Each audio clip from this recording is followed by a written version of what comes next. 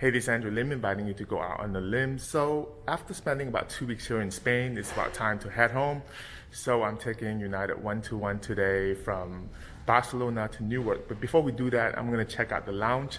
It's probably the only lounge, I think, serving all the flights or all the airlines leaving EU. It's called Joan Miro Lounge. So I think it's pretty impressive. So come check it out with me. We'll relax a bit before we board the flight back to New York.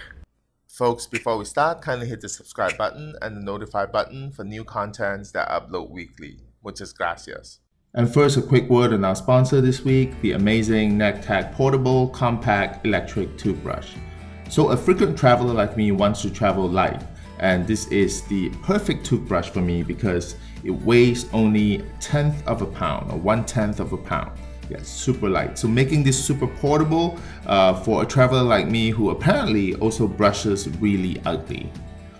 So the product comes with a DuPont brush head which can help target difficult to reach areas in your mouth so that your dental hygienist can stop giving you a hard time for not flossing enough the next time you see him or her.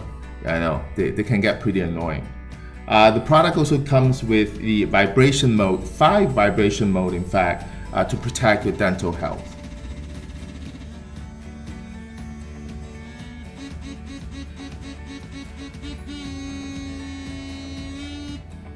The product also comes with a charger, which is super small and uses USB outlet, so it's super convenient.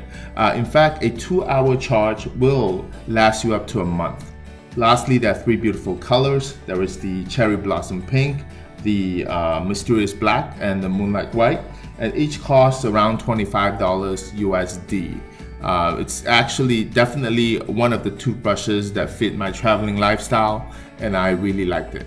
So upon entry, the Joan Miro Lounge looks very inviting and open. COVID restrictions are still pretty much in place, which means masks on when you're not eating or drinking. There's actually a lot of tables and chairs for you to sit as you relax in this lounge. When I was here, it was rather packed, but still I could find seats. The only thing with the food is that usually it was buffet style, but because of COVID restrictions, now you have to be served by an attendant, and the attendant definitely took their time, and also some guests took their time in ordering, and because of that, you actually have a lot of people waiting in line. And of course, the food are your standard pastries and coffee and sandwiches, because this was a morning visit when I was there. When it comes to places to sit, as I mentioned, this lounge is very, very spacious, and in fact there's a couple of sections where there are bathroom, and also if you want to refresh by taking a shower, the shower facility as well. So it's actually really impressive. And also if you want to get yourself all done up before a flight, there's actually a salon spa, but of course I don't think it's complimentary. Now there's also a quiet room which also acts like a sleeping room, because when you go in, it's actually super dark and quiet. And in fact, I think there's a machine that makes all the cricket sound to kind of help you sleep, maybe. So it's definitely a place to relax or fall asleep before a flight. Take a bit of a shut-eye before you actually board your flight. So it's pretty impressive lounge, I would say, overall. So it's time to board my flight. So the walk from the lounge to the gate is around 10-15 minutes, so it's a pretty large terminal. Boarding was conducted in a really orderly fashion, and I was among the first group to board. Was hoping to take a video of the seat, although I've actually taken a video of the seat multiple times. And of course, I was one of the lucky guys who got flagged for extra security check, which is fine because it's all in the name of safety. I'm all for that. So continue to board. Greeted by the flight attendant, was really friendly. And of course, this is a standard 767 that was refitted by the newer seats. I say newer because the seat's been around for at least 3 years or so, I think. So it's starting to show its age, but still, it's comfortable.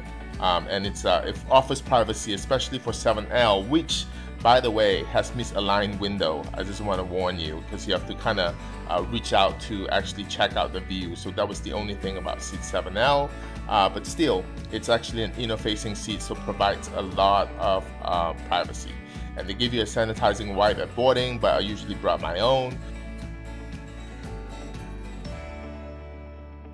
United continues to provide the comfortable bedding kit from Saks Fifth Avenue, memory foam pillow, blankets, standard pillows. But what caught me by surprise was this pair of slippers that's usually reserved for flights in and out of Japan. So this was a nice touch. When it comes to the amenity kit, they actually gave out, because United was an official sponsor of the Olympics, and this was the Olympic month, so they actually gave out the amenity kit that can actually be used as a bag afterwards, holding all the standard amenity items as usual. I think it was a really cute concept, really environmental friendly as well. So here you have a little hole that I don't know what holds what, but you know, it remains to be there. A side panel for the in-flight magazines that are back on the flight, you know, an area to charge or juice up your device. And you know, this remote that till today I still don't know why it's there really, because no one really uses it, and it's not a phone. Maybe I think you use it to play games. Yeah, maybe that's why. So the movie is actually touchscreen. In terms of the movie selection, it's pretty good, although I think they could definitely add more movies. I still like with this seat, this little side pocket or side area to hold your stuff. The bottled water given at boarding was definitely a very nice touch, and a side mirror to make sure you look your best before you deplane. I think that's very important.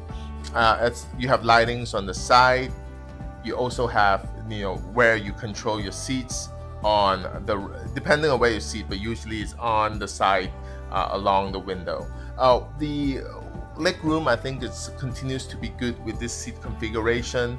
You can also use this area to store your bedding stuff when the flight takes off. I have to say it's a really pleasant surprise to find this handwritten note by the purser at boarding, you know, after I boarded, you know, thanking us for our business and welcoming us on the flight. Usually I will only get this on Cathay Pacific First Class. Damas y caballeros, buenos días. Bienvenidos a United vuelo número 121 con destino a Newark, New Jersey. Por ley federal, todo ese equipaje de mano tendrá que ser guardado totalmente bajo el asiento frente a usted o en los compartimentos superiores. These days, the in-flight meals all came covered and pre-packaged, so you actually have to do some work before getting to the food, as in like, you know, opening them and prepping them. So the food itself was good. I think the entree of stuffed chicken breast was really tasty. And I think really healthy with all the vegetables on the side as well. After the meal, it's time for a nap. The seat actually allows you to take a comfortable nap. And in fact, if you want to take a long sleep, you can actually do that on this flight as well. Overall, it was another great flight by United. I think this flight was actually really good because of the great in-flight service.